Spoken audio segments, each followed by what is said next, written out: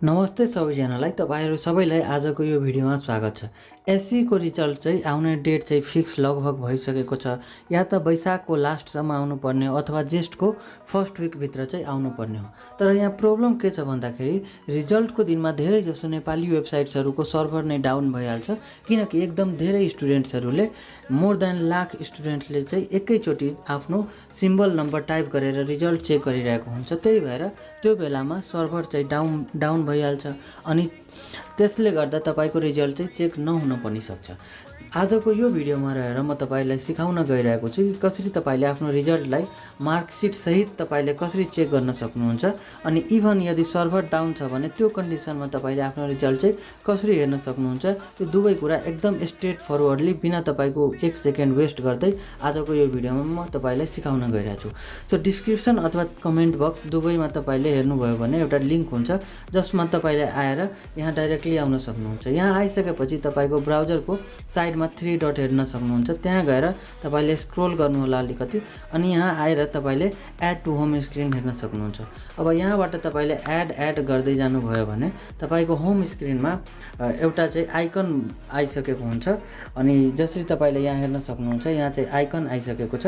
यो आइकन भनेको एप जस्तै हो र यसमा तपाईले यदि क्लिक गर्नुभयो भने डाइरेक्टली तपाई यहाँ आउन सक्नुहुन्छ।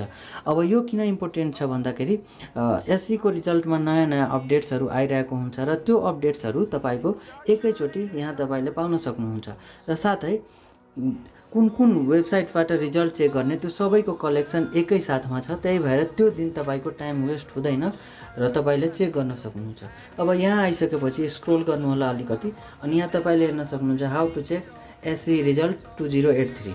अब यसमा यहाँ मैले केही वेबसाइट्सहरुको लिंक चाहिँ मेन्सन गरिदिएको छु र यहाँ चाहिँ प्रायोरिटी अर्डरमा छ। भन्नुको अर्थ सबभन्दा इफेक्टिभ कुन हो त्यसको फर्स्ट र्याङ्कमा, त्यसपछि यदि त्यसमा काम गरेन भने अर्कोमा, जसरी नेपाल टेलिकमको वेबसाइटबाट गएर तपाईले हेर्न सक्नुहुन्छ रिजल्टको दिनमा यसरी तपाईले ट्याप गर्नुभयो भने डाइरेक्टली तपाईले आफ्नो सिम्बल नम्बर राखेर यहाँबाट चेक गर्न सक्नुहुन्छ।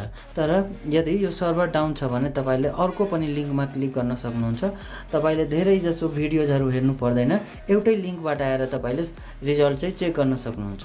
अनि त्यसपछि अर्को यदि यो दुवै मेथड काम गरेन भने तपाईले के गर्नुपर्छ भन्दाखेरि सर्भर चाहिँ डाउन छ भन्ने बुझ्नु पर्यो। अब त्यस्तो कन्डिसनमा तपाईले के गर्नु पर्यो, आफ्नो एसएमएस एपमा गएर तपाईले यहाँ एसई टाइप गर्नु होला, एसई अनि त्यसपछि स्पेस दिएर तपाईले आफ्नो सिम्बल नम्बर लेख्नु होला र त्यसलाई तपाईले यो नम्बरमा पठाउनु होला। जसरी चाहिँ 35,001 मा पठाउन सक्नुहुन्छ अथवा 1600 मा पठाउन सक्नुहुन्छ अथवा 31,003 मा पठाउन सक्नुहुन्छ। यो तीनटै नम्बर मध्ये कुनैमा पठाउनु भयो भने त्यहाँबाट रेस्पोन्समा तपाईको रिजल्ट चाहिँ आउँछ। यदि तपाईको यो एसएमएस मेथड पनि काम गरेन भने तपाईको लास्ट मेथड के आउँछ भन्दाखेरि कलिङ मेथड। तपाईले 1600 मा कल गर्नु होला र यसबाट इन्स्ट्रक्सन्सहरु भन्छ। यदि सिम्बल नम्बर भन्यो भने symbol number, date of birth भन्यो भने डेट अफ बर्थ तपाईले टाइप गर्नु होला अनि त्यसपछि रिजल्ट चाहिँ भनिदिनुहुन्छ। अथवा तपाईलाई कल गर्न मन छैन भने तपाईले 1600 चाहिँ डायल पनि गर्न सक्नुहुन्छ। *1600# डायल गर्नु होला र डेट अफ बर्थ र सिम्बल नम्बर तपाईले टाइप गरेर रिजल्ट चाहिँ आइहाल्छ। यो दुईटै मेथड चाहिँ एकदम इफेक्टिभ रहेको छ, किनकि यसमा तपाईलाई इन्टरनेटसँग कुनै रिलेसन नै हुँदैन र यदि सर्भर डाउन छ भने पनि तपाईले चेक गर्न सक्नुहुन्छ र यो सबै कलेक्सन तपाईले एउटै लिंकमा पाउन सक्नुहुन्छ। त्यही भएर तपाईले डिस्क्रिप्सनको लिंक चाहिँ हेर्दै गर्नु होला।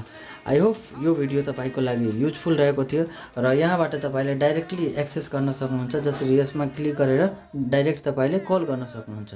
So thank you for watching this video.